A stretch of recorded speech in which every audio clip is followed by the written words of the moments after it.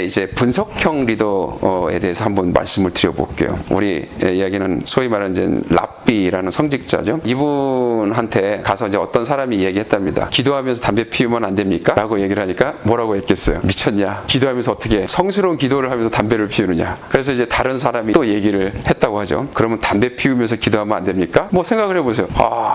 이 랍비는 이렇게 얘기합니다. 기도라는 것은 어느 때 어느 곳에서나 다 할 수 있는 거야.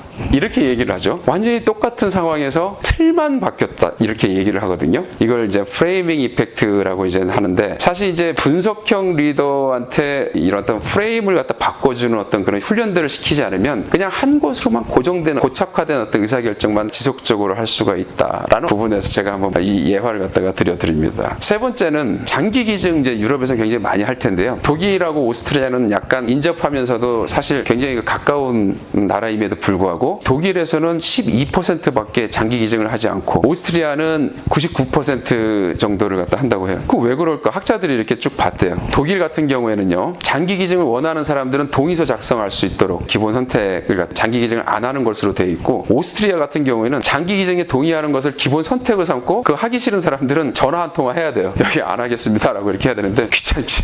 그러니까 기본 선택이라는 부분들의 차이가 사실 이런 12%, 99% 이런 차이가 바로 이제 거기서 나타났다라고 해서 현상 유지 편향이라고 얘기합니다. 미리 어느 정도 세팅이 돼 있는 걸 갖다 잘 바꾸려고 하지 않는 어떤 그런 부분들이죠. 세 번째 유형이 제가 후회형이라고 얘기했는데, 귀찮은 거예요. 변화에 대해서, 혁신에 대해서 뭐 얘기를 항상 하게 되면 지금까지가 어느 정도까지 세팅되는데 무슨 소리야, 그냥 어느 정도 이유가 있어서 이 정도 했겠지라고 놔두자, 뭐 이런 부분들이 많은 것 같아요. 그래서 그런 부분들에 대한 교훈들을 갖다 주는 그런 예화인 것 같습니다. 그래서 리더의 무의식에는 각종 휴리스틱, 제가 지금 소개시켜드리지 않은 지금 16가지 중 3가지를 말씀드렸습니다만 한 13가지 정도가 더 있는데, 그런 부분들이 머릿속에 꽉 차 있을 수 있습니다. 그래서 의식적으로 합리적으로 행동을 한다 하더라도 무의식적으로 잘못된 어떤 의사결정을 했다면 사실은 그런 부분들을 부하 직원이나 아니 옆에 있는 동료분들이 봐주셔야 되는 어떤 그런 부분들이 필요합니다.